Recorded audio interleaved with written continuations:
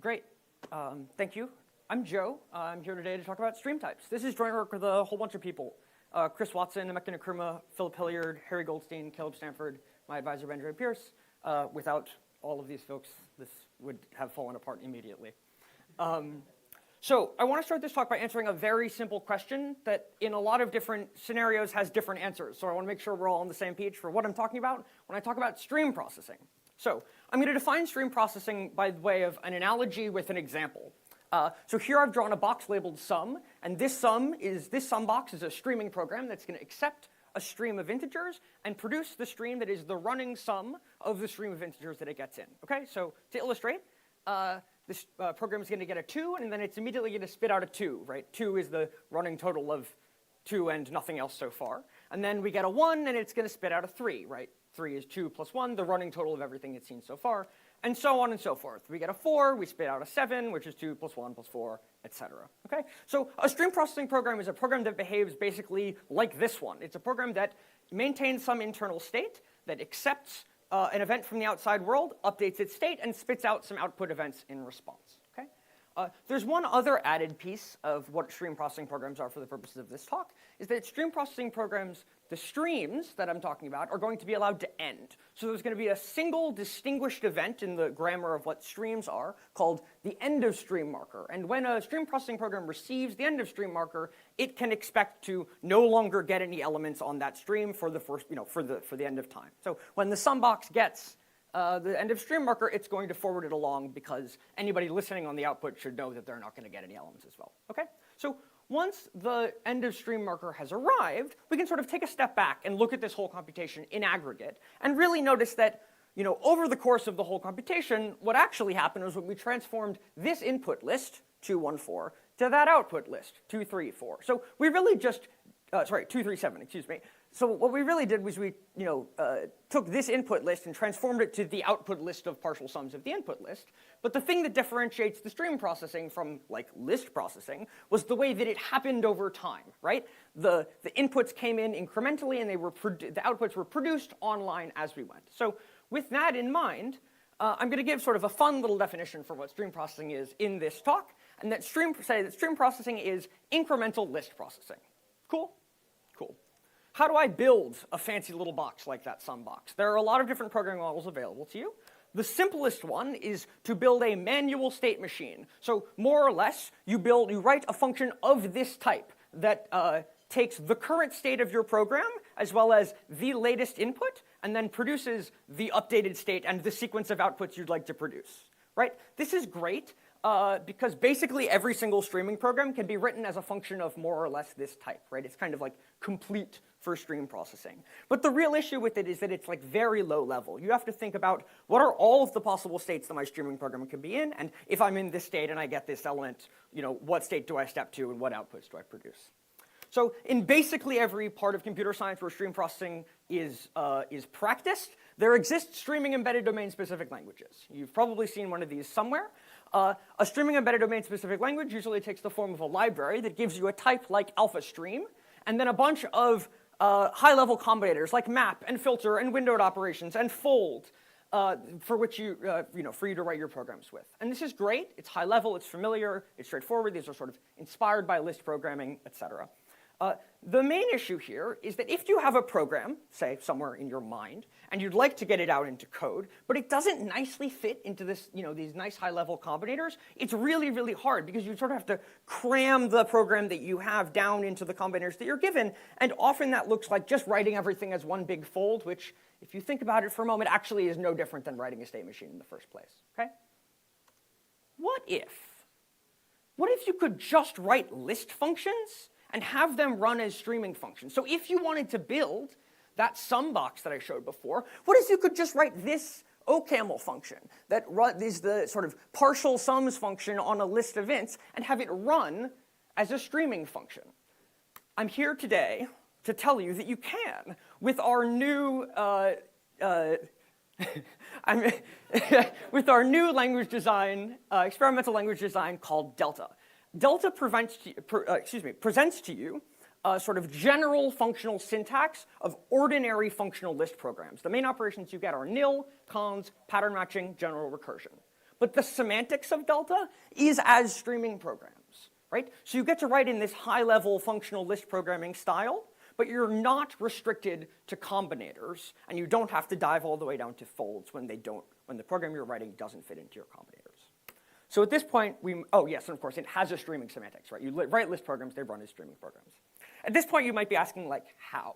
This sounds very cool, but Joe, how do you do it? I'm a type systems guy by trade. That's how I grew up. We're going to use a type system to reject the list programs that don't have a nice streaming semantics. So to give an intuition for how this works, we're going to take a look at a list program that doesn't have a nice streaming interpretation. So here's the reverse function, as it would be written in delta if I let you do that. Reverse takes x's, which is going to be a stream of s's. By the way, stream is written with the superscript star in delta, kind of like regular expressions. We're going to pattern match on x's. If it's nil, we're going to return nil. If there's a head y and a tail y's, then we're going to reverse y's and then snock y onto the end of the reverse of y, snock being the reverse of cons, yeah? Right, so the problem, the problem here is that y, the head of the stream, arrives before y's, the tail of the stream, but then it's sent out all the way at the end, right? Head arrives before tail, the head has to get sent out after the tail is processed. So if you think about how this would have to run in a streaming fashion, you really have to buffer in the entire stream, flip it around in memory, and then start sending it out. And this is really not a nice streaming semantics, and we want to prevent this, okay? The core idea of delta is to prevent situations like this one. If you get nothing else out of this talk, I hope you remember this slide. The core idea behind delta is that if all of the variables that appear in your program are used in order of the data that they're bound to's arrival, then the program is streamable with no memory, okay? So this core idea is the center of how delta works, okay? So following this core idea, delta is sort of stateless by default, but if you wanted to write a program like the reverse program, you can sort of selectively introduce state when necessary, okay? So if all variables are used in order of arrival, the program is streamable with no memory. So we formalized this idea, like I said, with a type system. The typing judgment of our type system looks like this. Read it as gamma proves E has type S, but think about it as E is a streaming program that accepts a streaming input structured like a gamma and produces an output stream of type S. Okay? So E is the streaming program, takes input gamma, outputs S. The special sauce in our type system is the context gamma. In most presentations of most kinds of type systems, the context is just sort of a bag of variables. You can drop them, you can duplicate them, you can rearrange them, etc. In delta, the context is actually a list where the order that variables appear matters. And in particular, the order that variables appear in the context describes exactly the order that the data for those variables will arrive at the program. So the first variable in the context gets bound to the first piece of data to arrive. And the last variable in the context gets bound to the last piece of data to arrive. Okay, let's take a look at some rules. Here's the variable rule. Type theoretically, it says that if somewhere in my context I have a variable of type S, then I can use it, and in fact, it has type S. But semantically, this says the following. So according to the context, the first thing we're going to get is data according to gamma. So gamma data is going to come in, and we're going to drop it on the floor. And then data of type S is going to come in, and we're going to forward it along. And then data of type gamma prime is going to come in, and we're going to drop that on the floor as well. So the variable rule says, use a variable, but semantically it behaves like pick out the substream of the input stream that corresponds to this variable, okay? How do we produce streams with multiple elements in them? Just like you produce lists with nil and cons, you produce streams with nil and cons in delta. So the nil rule says that in any context at any time, I can say nil, and that has type S star is a stream of 0 or more S's. In particular, it's a stream of 0 S's. Semantically, this behaves as follows. As soon as we start getting any data on gamma, we're going to send out the end of stream marker and say, I'm done, you're not getting anything more from me. Okay? Here's the scariest rule we'll see in this talk, but it's also the most important, so I'm going to go through it the slowest. This rule says that if E is a stream program that produces an S, and E prime is a stream program that produces multiple S's, then econs E prime produces a stream of type S star, first by running E and then by running E prime. But the important thing is what happens here in the conclusion, the context in the conclusion of the rule. So in the context, in the conclusion of the rule, we're required to split apart the context into two disjoint parts, gamma and delta, where gamma has to come before delta, and then gamma gets used to type E, and delta gets used to type E prime. So the early bits of the input get used to produce the first output, and the later bits of the input get used to produce the later bits of the later outputs. Okay? This is in a single rule what enforces the core idea. Variables are used in order because early inputs go to early outputs, later inputs go to later outputs. Semantically, it looks like this. We're going to get in some gamma data, we're going to run it through E, we're going to produce the first S, then we're going to start getting delta data, we're going to run it through E prime, we're going to produce the S star. Okay? So with these rules and a bunch of others, you can start to write programs. In particular, here's the program for stream filter. It looks just like the standard list filter function as you would write it in OCaml or Haskell or standard ML or whatever. You get a predicate on S's and stream X's of type S's, and you drop the elements that don't pass the predicate, you forward along the elements that do pass the predicate. It looks just like list filter, but it runs like stream filter. As soon as, when you run this in Delta, as soon as you get the first S, we're going to pass it through the predicate. If it passes the predicate, we're going to forward it along. If it doesn't pass the predicate, we're going to drop it on the floor. Okay? This is not like in OCaml or Haskell, where you have to have the entire list in hand to start running the filter. Okay? The upshot of this part of the talk is that we can recover all of those standard list combinators in this style, right? You don't lose anything from your favorite streaming EDSL by using Delta. But that would be kind of a silly state of affairs if all I did for all of this work was just to get back to you can write in your streaming EDSL fashion.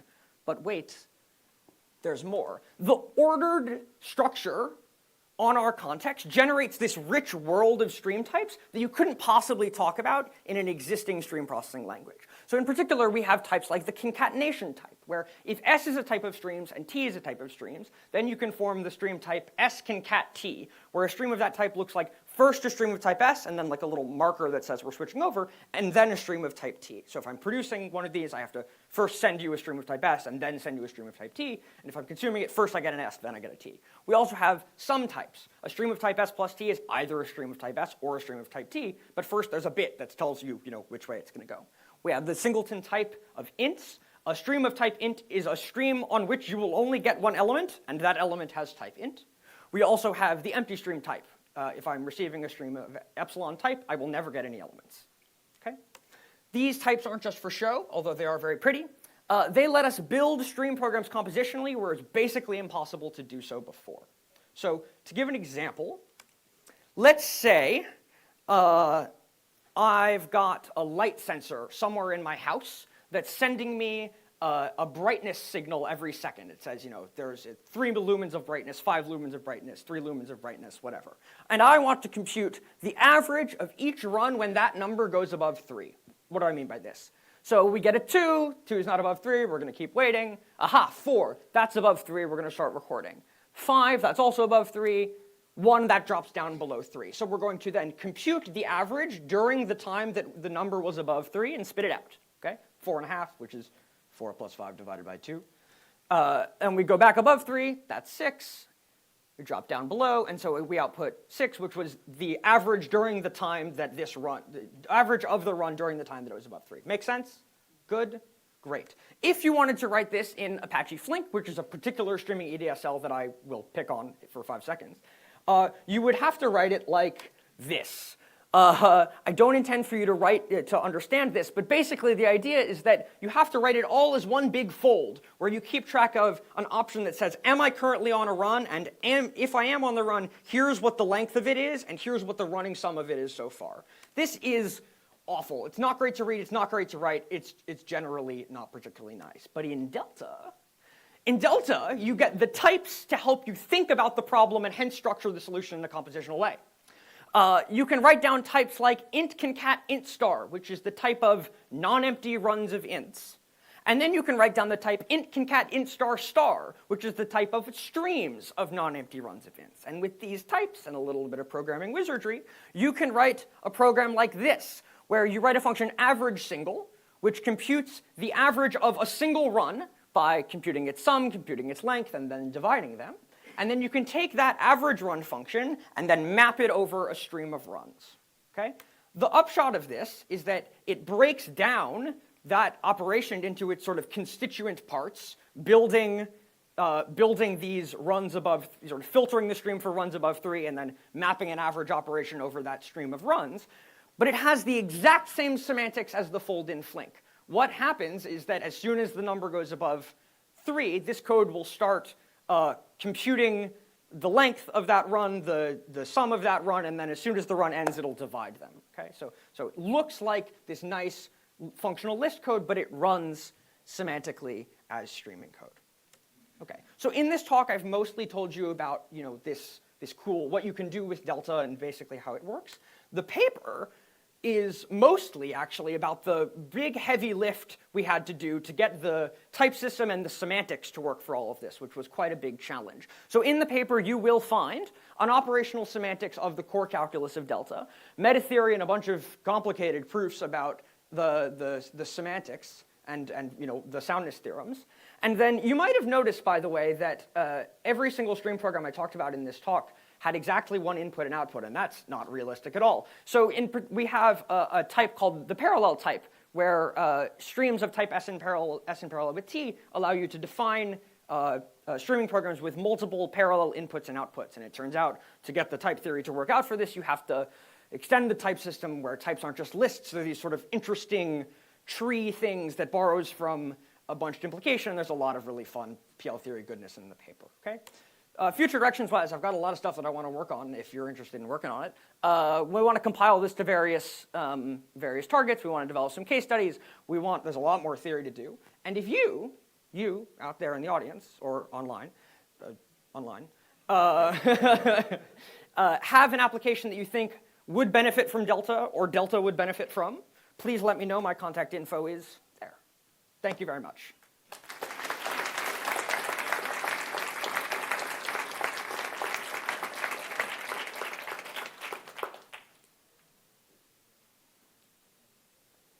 Great talk, thank you.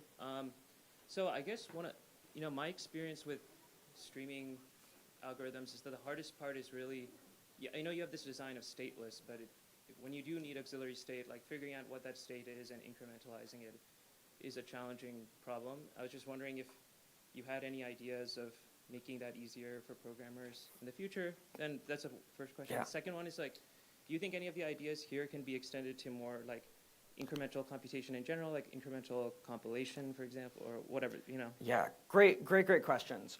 So the first question, I do not have any thoughts on a better way of helping people figure out what the right bit of state is for their streaming computation.